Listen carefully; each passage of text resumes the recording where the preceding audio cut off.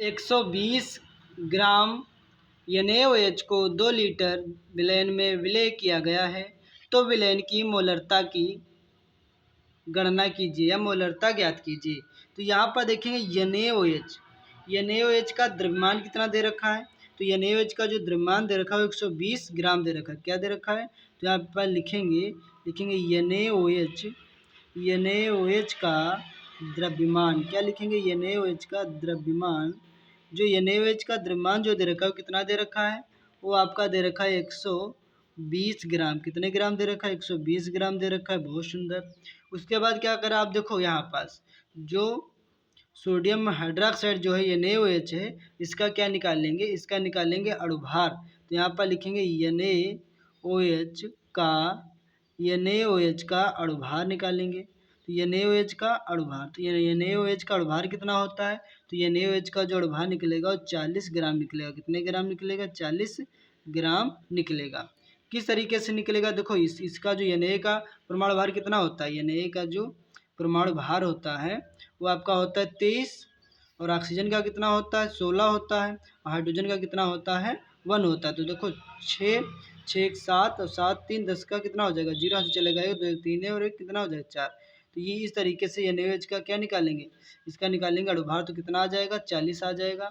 इसी तरीके से अब यहाँ पास निकालेंगे विलेय का आयतन। कितना विलेय है, तो 2 लीटर विलयन में क्या विलेय है, तो विलेय है तो ये क्या है, आयतन है। तो यहाँ पर लिखेंगे विलयन का आयतन। क्या लिखेंगे, विलयन का आयतन। जो विलयन का आयतन दे रखा है वो कितना दे रखा है, जो विलयन का आयतन दे रखा है 2 लीटर। कितने लीटर दे रखा है, 2 लीटर। तो जो विलयन का आयतन पता चल गया 2 लीटर है। उसके बाद क्या कह रहा है, अब यहाँ पर ध्यान देंगे। अब सवाल में कह रहा है कि विलयन की मोलरता ज्ञात कीजिए। क्या ज्ञात कीजिए, मोलरता। तो यहाँ पर लिखेंगे क्या, तो मोलरता m बराबर क्या लिखेंगे, m बराबर लिखेंगे NaOH का द्रव्यमान। क्या लिखेंगे, NaOH का द्रव्यमान अपॉन में लिखेंगे, क्या अपॉन में रहेगा NaOH का अणुभार। क्या रहेगा, NaOH का अणुभार इंटू में क्या रहेगा, इंटू में रहेगा विलेय का आयतन। इंटू में रहेगा विलेय का आयतन। इंटू में क्या रहेगा, विलेय का रहेगा आयतन। अब यहाँ ध्यान से देखेंगे स्टूडेंट्स, तो यम तो ऐसे रहेगा जो मोलरता है। NaOH का जो द्रव्यमान कितना दे रखा है, जो NaOH का जो द्रव्यमान दे रखा है वो भैया आपका दे रखा है 120 ग्राम। तो यहाँ पास रख देंगे 120 ग्राम। अपॉन में क्या रहेगा, NaOH का अणुभार, मतलब सोडियम हाइड्रोक्साइड का अणुभार वो कितना दे रखा है 40 दे रखा है। तो यहाँ पर लिख देंगे 40।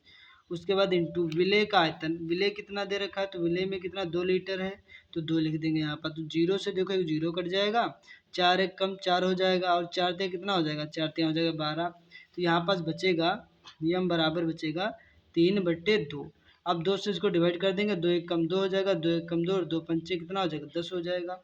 नहीं जो लो जानते हो तो 2 से डिवाइड करेंगे 3 को, तो 2 1 कम कितना हो जाएगा 2, 3 में से 2 जाएगा तो कितना बचेगा 1, पॉइंट लगाएंगे 0 उतारेंगे तो 2 पंचे कितना हो जाएगा, 2 पंचे हो जाएगा 10, पूरा पूरा कट जाएगा। तो यहाँ पर मोल कितने निकल के आ जाएंगे, तो 1.5 मोल आ जाएंगे। कितने आ जाएंगे, 1.5 मोल आ जाएंगे। तो यही हमारा क्या हो जाएगा स्टूडेंट्स, राइट आंसर हो जाएगा। तो यही हमारा फाइनली आंसर निकल आएगा। तो आप सभी के समझ में जो न्यूमेरिकल है आ गया होगा। तो इस तरीके से बारी बारी से सवालों को क्या करना है, सॉल्व करना है। फिर मिलता हूँ नेक्स्ट वीडियो में, तब तक के लिए आप सभी का धन्यवाद।